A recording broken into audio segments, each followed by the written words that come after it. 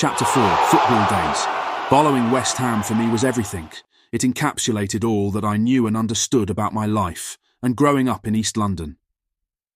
Being that my late dad was the start, main and most valued reason I went to the games, it has to be said that there was always something special about being from the same neighbourhood that spawned the captain and club, who took us to the top in 1966. Bobby Moore, a local lad, and West Ham, whose players Martin Peters and Jeff Hurst made it happen, and us known to the world. Following and supporting the club allowed for some great times to be remembered, some more than others. And then there's those that can never be put into words. Being a West Ham supporter for as long as I can remember, I would say gave me a sense of pride. For me, it is something that can never be totally explained, and certainly not in a way that would do the experience any level of justice. There really wasn't any other club or sport that came close. We lived on Green Street, the Romford RD end, so we were literally minutes from the ground. Everyone in the family, including our neighbours, was a supporter, which meant it, the club, was in most of what we did and how we lived, and there wasn't a time that someone wasn't having a conversation without the local club being mentioned. So, you can imagine when a local lad took us to the World Cup and our voice to be heard in 1966, not forgetting the club winning the FA Cup in 1964, 75 and then in 1980, each and every time the whole area came alive, everything was claret and blue. Everyone celebrated and was proud of the place we all called home. A great sense of pride and accomplishment was born of those wins, and this was all within my childhood. For a young East London boy, this was a magical time.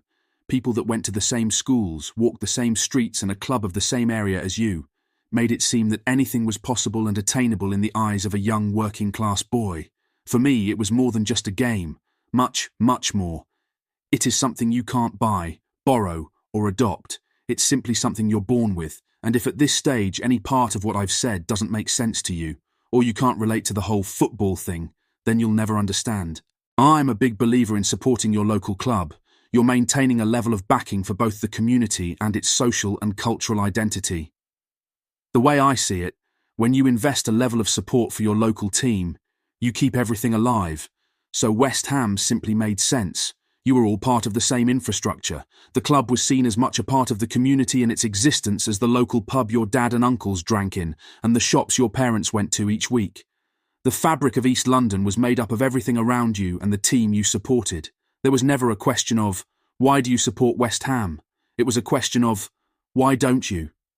Remembering this was a time when lads across the country supported their local team, certainly a long time before the Cockney Reds and plastic armchair-type supporters who now superficially choose a team based on their place in the Premier League. When I've been asked about why that level of violence existed, not only at football, that I was proud to be part of, but also with known and written about villains that came from East London, I think it's just within our DNA.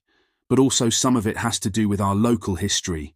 There was without question a level of poverty that led some of post-World War II England into some sort of villainy, and on many different levels. But during the war, Hitler rained down more bombs on the East End than any other part of London.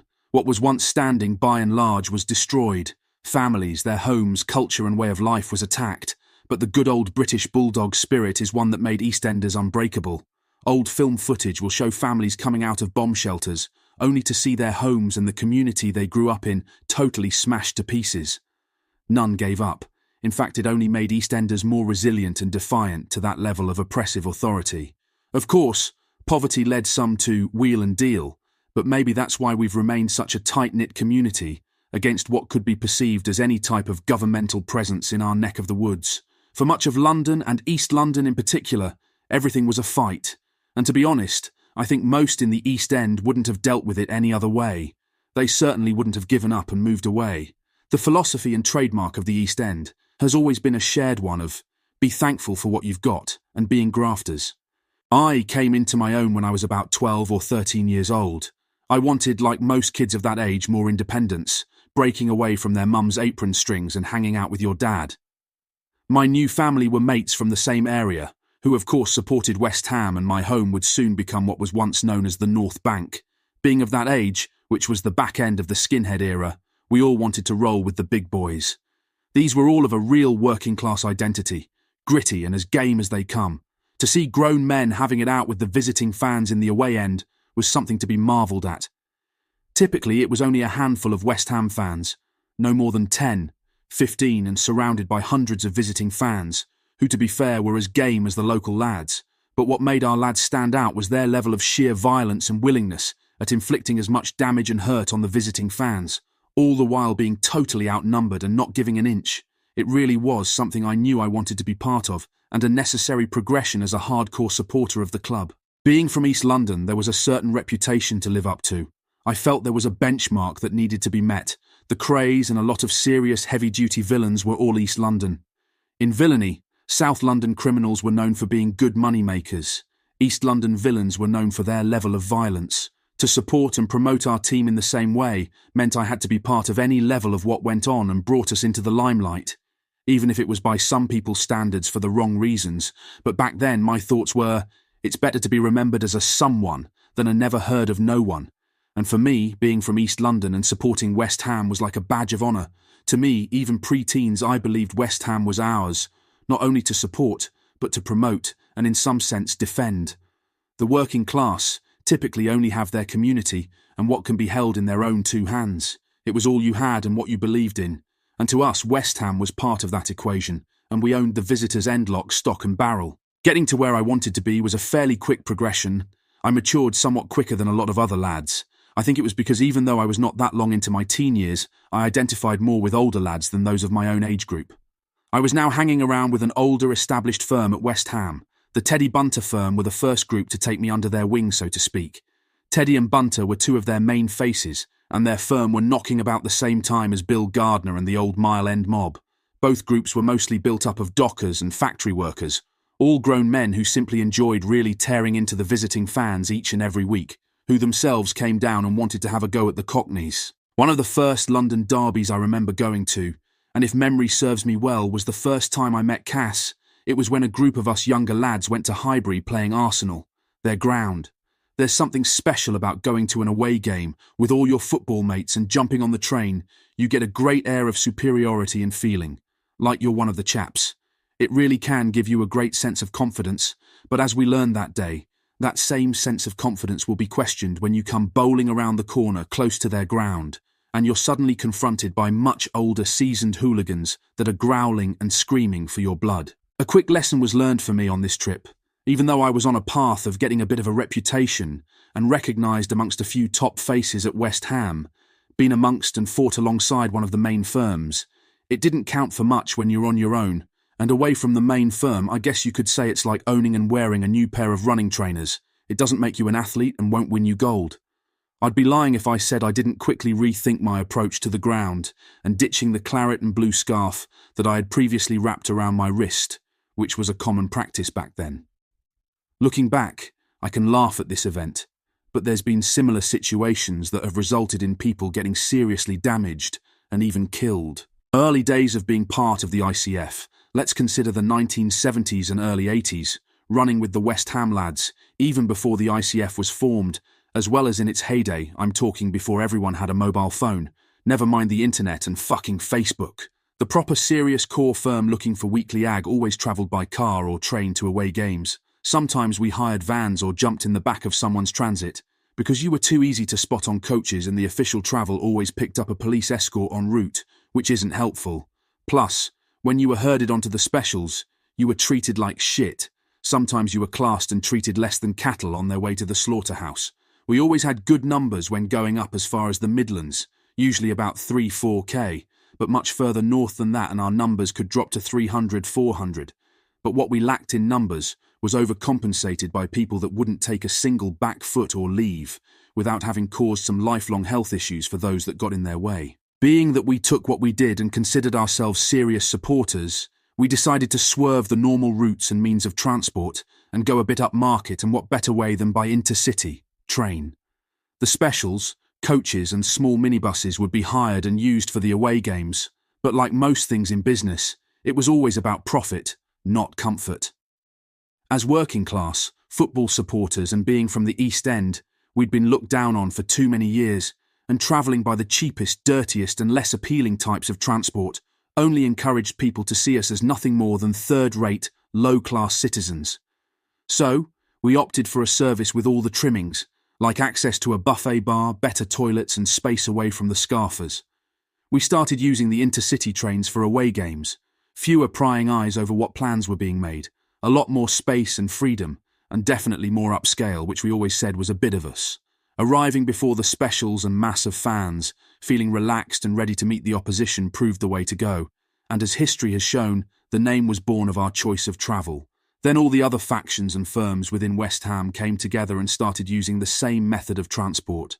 What started as about 20 hardcore fans on the train eventually grew to several hundred.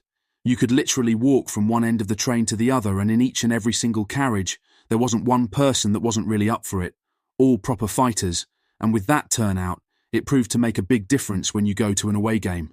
What went from one incident when we were ambushed outside a train station up north and having to fight for our lives, to then coming out mobbed-handed and literally tearing through whatever came at you. Considering what we were up to and being such a tight-knit group, one interview that was a bit of a rarity was the one shown on Thames Television back in 1985, titled Hooligan.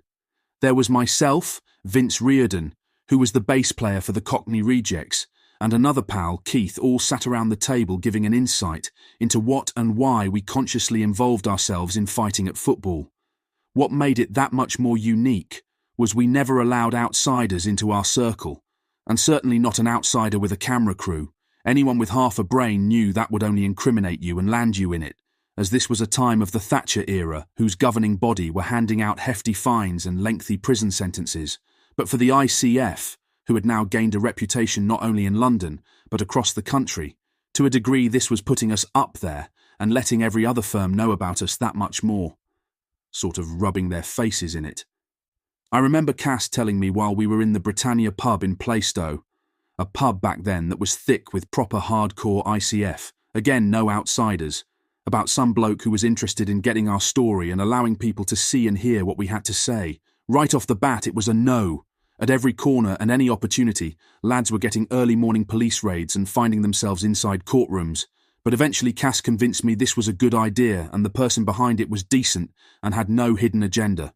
So, we agreed to have a talk with the man behind it. We come to know him as Butch. He was the writer and director of the documentary. Over a period of time, and in his defence, Butch showed his worth and came to a lot of games with us. He came on his own, and to be in the thick of what we were doing and in the middle of some of the biggest fights we had, I had to take my hat off to him. After it was aired, what was seen reflected who we were and no discrediting to any of the lads involved. Again, this was a rarity at the time, and especially for us to be front and centre. London showdowns were highly anticipated and very heartfelt. For me, the toughest London club we came up against back in the day was Millwall. Love or hate them, you had to respect them, they were a tough firm. Like East Londoners, they'd had tough upbringings, the same social and economic backgrounds and a shared long hatred of a club they were once neighbours with. There's truth in the saying that the closest of opposition can be the one most hated, Tottenham and Arsenal as an example. I considered Chelsea's and Tottenham's firms on par with one another, coming very close in after Millwall. I got chawed 3 times at Tottenham away, the most notable time. I was up in court 2 days before my first wedding, and as a result of that day out, I found myself struggling at my own wedding, where my knee was so fucked up, I couldn't even kneel at the altar and most of the guests had black eyes and broken noses. Like I said earlier, football was my life, and anyone I was in a relationship with knew that West Ham and all that went along with it was part of the relationship too. Last but not least in London would be Arsenal's firm, and just because they are ranked below the others in my list, doesn't mean they aren't up there with some of the toughest football firms in the world. We had many run-ins with Liverpool FC's firm, usually on Main Road outside Stanley Park, and they were game as. But the worst rucks in this neck of the woods, I have to say, were against the Everton lot. As we went near Lime Street Station, you'd get absolutely swamped by them boys, but we held our own. One time we went up to a West Ham v Liverpool match, and Everton's firm turned out unbelievable. I remember it was pitch black, and they came out of nowhere, started pelting us with rocks and bottles. A broken brick hit me in the throat and knocked me down. I got up and couldn't speak for ages. Don't think I'm claiming we always came out on top either. All sides fought hard battles up and down the country. Sometimes we got turned over, sometimes we came out on top, but either way, it was fucking great stuff, and not in a million years do I ever have any regrets. The terraces where I once roamed made me the man I am today. There is no question in my mind, the men I fought alongside and against are the same men you'd want to be there if we ever went to war. Some of the most vicious and bravest of men, willing to fight over a patch of dirt, an inch of ground and a stretch of land, and all in the name of a club and flag. Those are known in ancient times as warriors, in modern times as soldiers. And remember, those that are opposed to violence are always protected by those that aren't. Nowadays, loads of the football lads from different firms are friends, and we get together occasionally. We also support each other's causes, and some of us can call upon each other day or night if need be. In conclusion, for me, football was more than just kicking off every week. It was everything from walking up Green Street to the ground, and the sound of the fans intensifying as you got closer. Standing outside in the queue, then the clicking of the turnstile as you went in. The thousands of people around you, all there for the club I loved. As the years progressed and I got a bit older, it then became about the early morning cafe stop before an away game and the walk to the train station. It was standing in the local pub taking the piss out of each other and the banter that existed between mates. It was having a 2 and 2 in the local pie and mash shop that only a few years before, the same window you passed, and the seats you're now sitting in were once occupied by the older generation. Then, of course, the meet before the home game, and the conversations about if the visiting firm would have a decent turnout. The feeling like Billy Big Bollocks as you walked into the ground and onto the terraces firm-handed, the nods and acknowledgement from others, and the sound of your name. And that feeling never faded or got old. Ever. Each and every week, the same excitement and energy would be there. For me, it never got old or felt less than the previous week, I called it. The noise of Upton Park, it just sucked you in. There was a concert every week at my football club, and we were the rock stars. Drug addicts will tell you how they have to double up on a fix or look for something stronger for a better high. Adrenaline junkies will be forced to outdo themselves by looking for something a bit more dangerous, so they can get the next big rush, but going to football and being part of all that went on never felt any less, week in, week out, and you knew you always had to be there. One missed game and you felt you was missing out on what could be, compared to something previously not discovered, and now being introduced to the world for the first time, and you weren't there or part of it. Why was the violence and the televised national mayhem part of what I did? Just like the conversations and my experiences that were born of that club following were all part of the same jigsaw puzzle, and not one piece independently would work for me. It was also the friendships and allegiances found there that would last a lifetime. Even away from football, violence seemed always to be there. One night a few of us ventured over to a club in Charing Cross, nothing in mind or on our agenda than a few drinks, and trying to see what luck we would have with the ladies. You would think that wearing no colours and being off our manner would be a simple one and of no conflict, but inevitably there was never a quiet night for me. Even whilst minding my own business and having a piss in the toilet, I found someone breathing down my neck, demanding to know what team I supported. So, like anyone from my part of the world, I proudly said West Ham, and with this announcement I found myself turning around and having to floor this loudmouth. Now any other time that should have put an end to his aggravating attempts, but as we found out, a good few Chelsea were in there that night, and exit and what unfolded is something that still makes me laugh to this day. The exit of the club was a narrow hallway, so as they came out, perfectly lined up, they walked straight into one of our firm who'd armed himself with a fire extinguisher. One by one they fell, as he was smashing them in the face. Unfortunately for the man coming out, it was too late to see what had happened to his pal who'd come out before him, as he'd not had time to turn around and warn him as he'd been knocked spark out. What remained was a bunch of pissed-up gobby cunts lying in a pile outside the club. The reality of it all was football, our firm, the people around us, and all that I saw was part of that, and it was something that we'd created, we lived and was in control of. Football hooliganism and the ICF was of our making, a private club. It was one that we didn't need anyone's permission to form or exist. In some respects, it was us sticking two fingers up at those that would never allow or accept that we were part of the same human race as them. At the time, there was very little else you could do or say to get any recognition. Those that wanted success and coming from East London did so by either fighting football or villainy. You had to make nothing less than great, if not exceptional efforts to gain just an inch to climb that ladder of success and acknowledgement, and it was through my actions at West Ham I felt I'd found that. I'd earned my place through what I guess you could call an apprenticeship, having a row with visiting firms or travelling to away games and having it every week, come rain or shine. I was there. Some might say that back then a large part of what we did was as a result of boredom, as now kids have the internet, PlayStations, etc., and there may be some truth to that. But the game of football was something that everyone I knew identified with, and West Ham was the place to display and promote what and why I carried on the way I did. The East End and football were the perfect platform for promoting what and who I was and my agenda. The young working-class kids of the 90s and today, they'll never experience what we had as a weekend addiction. In addition to over-policing of the grounds, and not the streets late at night, and CCTV, there's too many distractions from what we knew as boys. A poorly substituted existence is shoved under the noses of today's younger generation with game consoles and laptops. And it's here I'd like to commend any parent who takes the time with their kids, encouraging them to have a healthy childhood, one away from the influences and toxic nature of anything that keeps their kids glued to TVs and the like. We made our own entertainment. A football and a patch of grass, or even a football and a wall was all that was needed. It was simple and everybody could be part of it. It really was your mates and jumpers for goalposts. There's also some truth that if you didn't have an older brother, who may even have led different social interests, or even a father figure, there was nothing like football and the crowd that would be a healthy substitute and the biggest family you could ever wish for. In our crowd, there was always someone to watch out for you. The other issue I want to raise is what I believe was, and continues to be, the belittling of us as a collective. So, let's put a few things to bed.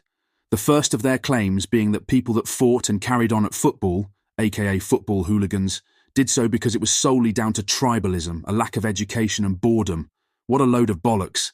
As I've mentioned, we did so for a sense of belonging, something of our creation, and we could control. Pre- and post-match having it large on and off our manor. Did they honestly think we went to football and rode because people identified with a tribe, didn't excel in school and we were bored? As far as I know, the only thing tribal was Birmingham's mob that were known as the Zulus. A lot of lads gained success before, during and after the ICF, and there's never been a single day in my life where I'd say I was bored. Being branded a West Ham ICF football hooligan was, in a sense, for me and many others, a badge of honour, and we wore it as proud as a peacock. The fact we'd created something, and they were trying to take it away from us, only encouraged lads that much more. The academic and tribalism comments, along with them referring to our behaviours and beliefs associated with race, ethnicity, language, religion, that is such an outsider's view and an uneducated look at it. Like most firms, no one gave a shit about race, religion or language at West Ham. Fact. The only colours that mattered were claret and blue. End of. Only someone who's never truly identified with football fans and or firms would try and compartmentalise us by saying such ignorant, small-minded comments. It's just another typical university bod's attempt at looking down on us and at something they have no idea about with their upper-middle-class view and interpretation. Also, for those relying on the internet for an insight and some half-wits view or claim to what went on and who was there, won't do you any favours either. Reading Oliver Twist won't allow you to relate or understand an orphan's life. It'll only show your ignorance. Only known people will ever be able to give verse and testament to what and how it was. So, if you've never stood with working-class lads, was about from the 60s through the mid-80s, save yourself the embarrassment, take a seat and be quiet. What I think is closer to the truth is, no industry or commercial enterprise would have had the level of creativity or originality in what we had made in terms of terrace history. As an example, anything to do with real terrace history and then shown in TV, film and the Daily Rag is laughable and a far stretch from reality. Only when the lads themselves have put themselves out there has there been a commendable result. But please don't quote Green Saint. And believe me, if they thought they could have taken what came from working class lads and the football days, much like they did with the casual era and bastardised and earned from it, they'd capitalised on it and run with it all the way to the bank. Their continued efforts at name-calling and labelling is only a reflection of their wishing to have been behind what we created, and another example of their lack of involvement. The sheer lust and wish of inclusiveness that they would sell their souls for will always be treated with contempt from those that were really there. So, a message from myself and all the original lads: go fuck yourselves.